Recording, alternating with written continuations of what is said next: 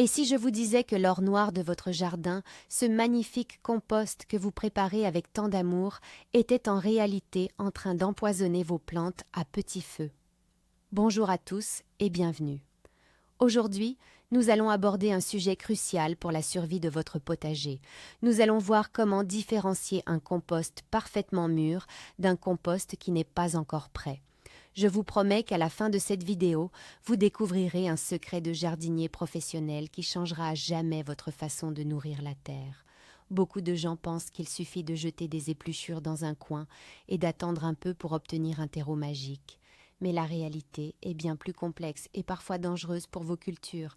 Alors, votre compost est-il un élixir de vie ou une potion toxique pour vos légumes? Dites-moi d'ailleurs dans les commentaires si vous avez déjà eu des plantes qui jaunissent mystérieusement après avoir ajouté du compost. Restez avec moi car nous allons briser quelques mythes tenaces dès maintenant. Pour bien comprendre le problème, il faut faire un petit voyage au cœur de votre tas de compost. Le compostage, ce n'est pas juste de la pourriture, c'est un processus biologique fascinant, une véritable digestion menée par des milliards de micro-organismes, des champignons, des bactéries et de petits insectes. Leur travail est de transformer vos déchets de cuisine et de jardin en un humus stable, riche en nutriments directement assimilables par les racines. Mais voilà le piège. Si ce processus n'est pas totalement terminé, la matière organique continue de se décomposer. Et pour faire ce travail, les bactéries ont besoin de beaucoup d'énergie et surtout d'azote. Si vous mettez ce compost non mûr dans la terre, ces micro-organismes vont tout simplement voler l'azote présent dans votre sol, affamant ainsi vos propres plantes. C'est ce qu'on appelle la tristement célèbre faim d'azote. Vos beaux plants de tomates deviennent tout jaunes et chétifs. Il est donc absolument vital de savoir repérer le bon moment. Et c'est exactement ce que nos 3 méthodes vont vous permettre de faire avec une précision redoutable. Commençons par la première méthode qui fait appel à vos sens, et plus particulièrement à l'analyse visuelle et tactile. C'est souvent ici que se cache la première grande erreur.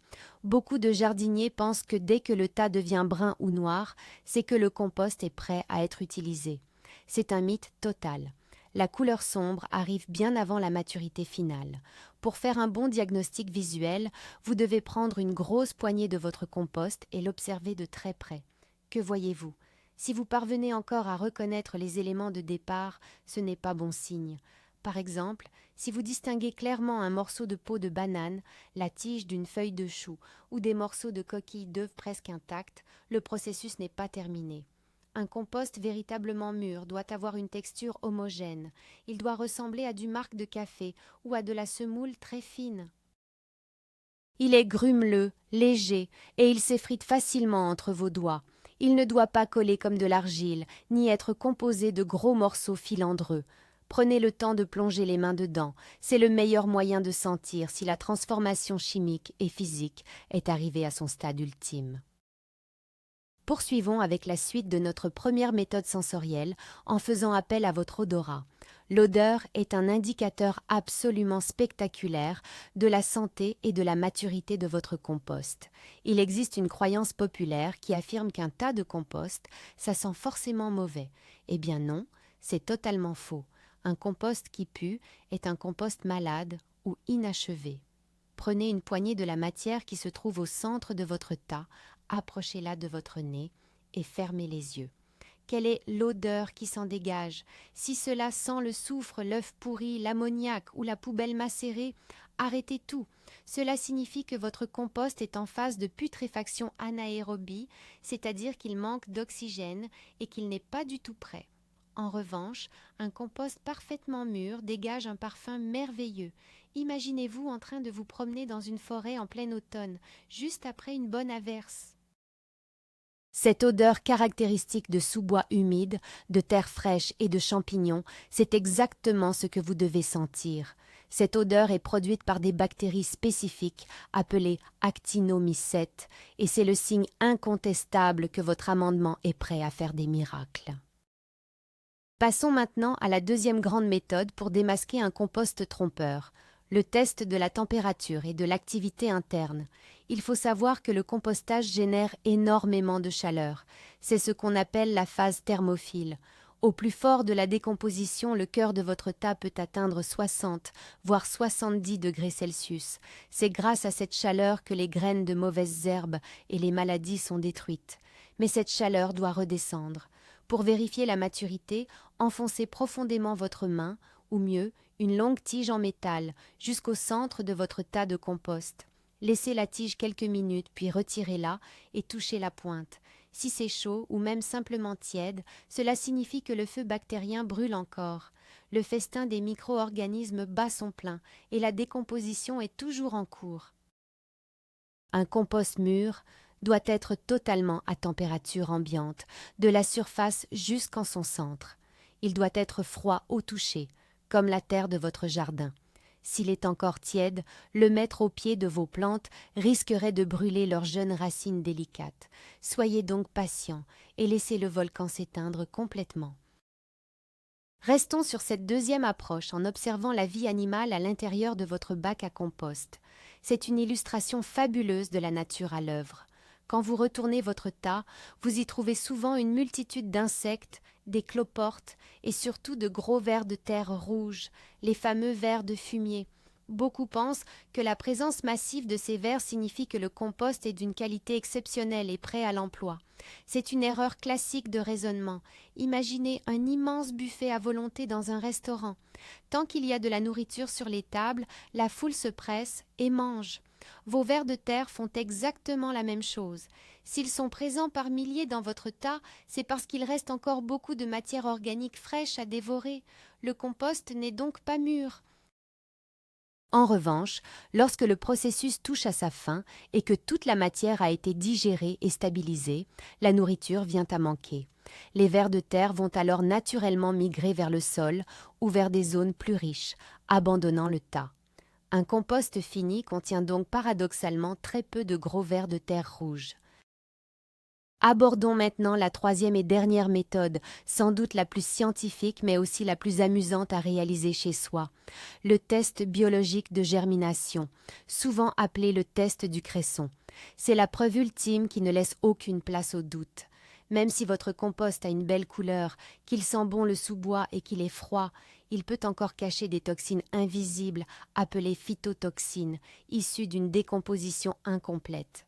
Pour faire ce test, prenez 2 petits pots en plastique. Dans le premier, mettez un terreau de semis du commerce que l'on appellera le pot témoin. Dans le second pot, mettez un mélange composé à moitié de votre compost et à moitié de terre ordinaire. Ensuite, semez dans chaque pot quelques graines de cresson alénois ou de radis.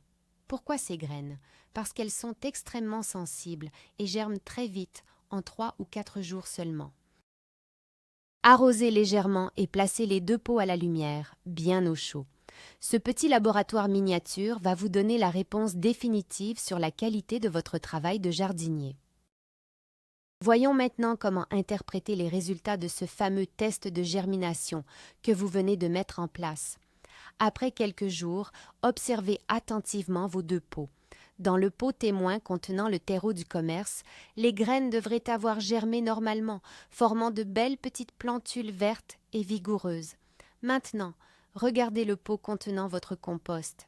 Si les graines n'ont pas germé du tout, ou si elles ont germé mais que les petites tiges sont jaunes, tordues, atrophiées ou semblent brûler sur les bords, le verdict est sans appel. Votre compost est encore trop jeune et contient des acides organiques toxiques pour les jeunes racines. L'utiliser maintenant serait une catastrophe pour vos semis de printemps. En revanche, si les graines de cresson dans votre pot de compost germent aussi bien, voire mieux, et plus rapidement que dans le pot témoin, et que les feuilles sont d'un vert éclatant, félicitations! Vous venez de prouver biologiquement que votre compost est parfaitement mûr, doux, stabilisé et prêt à nourrir les plantes les plus exigeantes de votre potager sans le moindre risque de brûlure. Mais que se passe-t-il si vous avez fait un test complémentaire d'humidité et que les choses tournent mal? Il est essentiel d'aborder le test du bocal fermé, une astuce redoutable qui complète parfaitement nos 3 méthodes principales. Parfois, un compost semble mûr parce qu'il a simplement séché en surface, arrêtant temporairement l'activité des bactéries. Pour en avoir le cœur net, prenez un bocal en verre avec un couvercle étanche. Remplissez-le à moitié avec votre compost et si celui-ci est sec, ajoutez quelques cuillères d'eau pour l'humidifier comme une éponge essorée. Fermez le bocal hermétiquement et laissez-le à température ambiante dans la maison pendant une bonne semaine. Ce confinement va forcer la nature à révéler ses secrets. Au bout de 7 jours, ouvrez le bocal. Si une forte odeur désagréable d'ammoniac ou de gaz s'échappe, cela prouve que la décomposition a repris de plus belle dès que l'humidité est revenue, générant des gaz toxiques par manque d'air. Le compost n'était donc qu'endormi, pas terminé. S'il sent toujours la bonne terre fraîche, vous avez le feu vert absolu. Pour terminer cette partie détaillée, posez-vous la question. Que faire si vous découvrez que votre énorme tas de compost n'est finalement pas mûr alors que vous vouliez planter vos tomates ce week-end? Surtout, ne paniquez pas et ne jetez rien. L'erreur serait de l'enfouir profondément dans le sol, car c'est là qu'il provoquera la fameuse fin d'azote et asphyxiera vos racines. La solution est simple et très efficace. Utilisez ce compost demi-mûr uniquement en paillage de surface. Étalez-le sur une épaisseur de 5 à 10 cm directement sur la terre, autour de vos cultures déjà grandes ou de vos arbres fruitiers, sans jamais le mélanger à la terre. À l'air libre, les micro-organismes termineront leur travail de décomposition sans voler l'azote du sol en profondeur. De plus, cela protégera votre terre du soleil et maintiendra l'humidité. La nature est bien faite, il suffit de s'adapter à son rythme. La prochaine fois, vous saurez qu'il faut peut-être démarrer votre tas quelques mois plus tôt ou le retourner plus souvent pour accélérer le processus. Et voilà le grand tournant de notre aventure au cœur du sol. Vous pensiez peut-être qu'il suffisait d'un coup d'œil rapide pour juger un terreau, mais vous avez maintenant découvert que la nature exige de la patience et de l'observation. La vue, l'odorat, la température et ce fantastique petit test de germination avec des graines de cresson sont vos nouveaux super-pouvoirs de jardinier. Le plus surprenant dans tout cela, c'est de réaliser à quel point un produit naturel censé donner la vie peut temporairement devenir toxique s'il n'a pas terminé son cycle. C'est une leçon d'humilité que nous donne la Terre. En appliquant ces 3 méthodes infaillibles, vous ne ruinerez plus jamais une récolte avec un amendement trop jeune. Vous offrirez à vos légumes un véritable or noir, digeste, riche et parfaitement équilibré. Merci infiniment d'avoir suivi cette vidéo jusqu'au bout. N'oubliez pas de vous abonner à la chaîne et de laisser un gros pouce bleu si vous avez appris quelque chose aujourd'hui. Et avant de partir, répondez à cette question dans les commentaires. Depuis combien de mois votre tas de compost actuel est-il en train de reposer au fond de votre jardin? J'ai hâte de lire vos histoires. À très bientôt pour de nouvelles découvertes au potager.